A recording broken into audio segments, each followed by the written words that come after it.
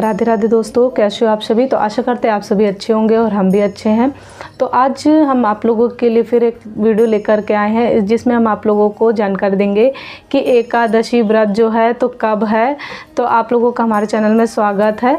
और आज के इस वीडियो में हम आप लोगों को यही बताएंगे कि इस वर्ष 2025 में फाल्गुन माह शुक्ल पक्ष की एकादशी कब है। फाल्गुन शुक्ल पक्ष एकादशी का व्रत कब किया जाएगा, इस फाल्गुन शुक्ल पक्ष की एकादशी का नाम क्या है और फाल्गुन शुक्ल पक्ष एकादशी तिथि कब से प्रारंभ होगी और कब समाप्त होगी।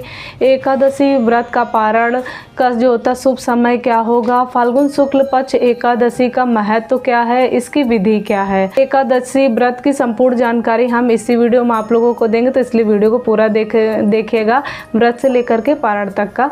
तो आप लोग जो अगर पहली बार जुड़े तो हमारे चैनल को सब्सक्राइब कर दीजिए, लाइक कर दीजिए और बेल आइकन दबाना बिल्कुल भी मत भूलिएगा। फाल्गुन शुक्ल पक्ष जो होता है एकादशी का नाम आमल की एकादशी होती है। तो बहुत ही उत्तम, अद्भुत और अलौकिक एकादशी होती है। या एकादशी व्रत जो होता है भगवान श्रीमान नारायण को की प्रसन्नता के लिए किया जाता है और शुभ फल की प्राप्ति के लिए भगवान श्रीमान नारायण की असीम अनुकंपा पाने के लिए यह व्रत किया जाता है। एकादशी व्रत जो होता है सभी व्रत में सबसे श्रेष्ठ व्रत और उत्तम, अद्भुत और महान व्रत कहा गया है। प्रत्येक व्यक्ति को एकादशी का व्रत अवश्य ही करना चाहिए। जो लोग एकादशी का व्रत नहीं कर सकते हैं तो उन्हें एकादशी के दिन चावल ग्रहण नहीं करना चाहिए। जिनकी सामर्थ्य है तो वो एकादशी का व्रत जो होता है वो अवश्य ही रखें। कब तक रखना चाहिए, तो ये जब तक शरीर में सांस है, प्राण है, तब तक एकादशी का व्रत करना चाहिए। जब तक अपनी सामर्थ्य है तब तक यह व्रत करना चाहिए। यह बहुत ही उत्तम व्रत कहा गया है। एकादशी का व्रत का जो होता है नियम वो 3 दिन का होता है, दशमी, एकादशी और द्वादशी। तो दशमी को जो होता है हो सके तो एक समय भोजन करें, या सामर्थ्य नहीं है, आप नहीं रुक सकते हैं तो आप 2 समय या तीनों टाइम भी भोजन कर सकते हैं। लेकिन दशमी को चावल नहीं खाना चाहिए, चावल ग्रहण नहीं करना चाहिए। दशमी से ही ब्रह्मचर्य होने लगता है तो शुद्ध भोजन करना चाहिए। दशमी को सोने से पहले अपने मुख को जो होता है अच्छी तरह से साफ स्वच्छ कर लेना चाहिए। एकादशी के दिन प्रातः जल्दी उठ करके अपने दैनिक कार्यों को समाप्त करके फिर गंगा जल से स्नान करना चाहिए और स्नान करने के बाद में साफ स्वच्छ वस्त्र धारण करने चाहिए। हो सके तो पीला कपड़ा धारण करें और पीला नहीं है तो पीला दुपट्टा ले सकते हैं या गमछा ले सकते हैं और अपने घर में या भगवान के मंदिर में एक आसन बिछा करके विराजमान हो जाइए। भोजन की सामग्री जो होती है पूजन की तो अपने पास में पहले से रखें और सबसे पहले भगवान के सामने बैठ के हाथ में जल और पुष्प लेकर के भगवान से प्रार्थना करना चाहिए और संकल्प लेना चाहिए कि हे भगवान नारायण, आज मैं आपकी प्रसन्नता के लिए, आपकी प्राप्ति के लिए, आपकी कृपा पाने के लिए, आपकी शरणागति के लिए आज मैं फाल्गुन माह शुक्ल पक्ष आमल की एकादशी का व्रत कर रहा हूँ या कर रही हूँ। हे भगवान, हमें अपनी शक्ति, भक्ति और अपने असीम अनुकंपा प्रदान करें। तो हे भगवान, आज के दिन हमसे अगर कोई गलती होती है, कोई गलत काम होता हो तो उसके लिए क्षमा करें और गलत वचन वगैरह ना निकले, तो किसी का अपमान ना हो और किसी के लिए गलत भावनाएं ना हो। तो भगवान हमको शक्ति दीजिए और इस प्रकार से भगवान से प्रार्थना करना चाहिए। और आज हम यह व्रत जो है आपके लिए समर्पित है, तो ऐसा बोल करके जो जल और पुष्प होता है वो भगवान के पास में समर्पित करें। तो जो भी आपके सामर्थ्य हो तो आप उसी से ही भगवान का पूजन करें, जल से, दूध से, पंचामृत से, चंदन से, पुष्प से, धूप, दीप इत्यादि से, जो भी आपकी सामर्थ्य है आप भगवान का उससे, भगवान नारायण का लड्डू गोपाल हो, शालिग्राम हो, भगवान विष्णु की हो तो आप उनकी पूजा कर सकें। उसके बाद में भगवान को भोग लगाना चाहिए। जो भी आपका सामर्थ्य हो, आप मौसमी फल का यूज कर सकते हैं या मिठाई हो, तो कुछ भी नहीं है तो आप इलायची दाना, मिश्री का भी भोग लगा सकते हैं, ये आपके ऊपर है। लेकिन भगवान के भोग में तुलसी पत्र जो होता है वो अवश्य ही जरूरी होता है और निवेदन करिए कि भगवान को भोग लगाएं। पूजन अर्चन करने के बाद में, आरती करने के बाद में अमल की एकादशी व्रत की कथा को पढ़ना या सुनना जरूरी होता है।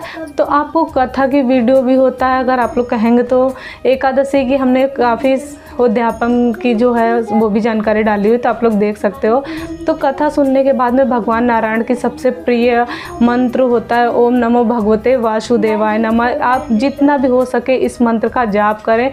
उसके बाद में आप भगवान नारायण की आरती करें, प्रार्थना करें। आपका व्रत जो होता है यहीं से शुभारंभ हो जाता है। दिन में आप ध्यान रखें कि भगवान की वंदना करें, और आज मैं ये व्रत कर रहा हूँ, संकल्प लें और जल पी करके या फलाहार करके आप जैसे भी ये व्रत कर रहे हैं, जैसा आपका सामर्थ्य हो वैसा व्रत करिए। हो सके तो संतों और ब्राह्मणों लोगों की सेवा कर लें, भगवान के मंदिर में दर्शन कर लें और कुछ दान पुण्य कर लें। इस दिन ये बात भी ध्यान रखना चाहिए कि किसी का अपमान नहीं करना है, किसी से कोई गलत कार्य ना हो आपसे, तो ये आप ध्यान रखिएगा। और संध्या के समय में पुनः स्वच्छ हो करके फिर से भगवान का ध्यान करें, भगवान का जप करें और भगवान की कथा फिर से सुने।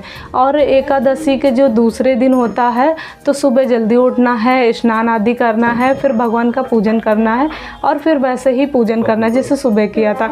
और पारण के पहले ही आपको ब्राह्मण के निवेद सीधा या वगैरह दक्षिणा लगा करके निकाल दें या उन तक पहुंचा दें, और नहीं हो पाता तो आप उनका निकाल के रख दे दें। फिर उसके बाद में अपना पारण करें। एकादशी का जो होता है पारण भगवान के चंदामृत से करना चाहिए, या भगवान के जो गंगा जल रखा होता है तो उससे तुलसी दल से या मुख में चावल डाल करके भगवान का स्मरण करके पारण करना चाहिए। इस वर्ष 2025 में फाल्गुन शुक्ल पक्ष एकादशी जो होता है तिथि का प्रारंभ हो रहा है रविवार को 9 मार्च को हो रहा है सुबह 7:45 पे। जो अगले दिन समाप्त होगा सोमवार को 10 मार्च को सुबह 7:44 पे एकादशी व्रत रहेगा, तिथि रहेगी। उदया तिथि के अनुसार, क्योंकि एकादशी व्रत है वह उदया तिथि में ही सबसे श्रेष्ठ माना जाता है, महत्व माना जाता है, तो उदया तिथि में ही किया जाता है। तो फाल्गुन शुक्ल पक्ष आमल की एकादशी का व्रत जो होता है वो सोमवार 10 मार्च 2025 को ही किया जाएगा।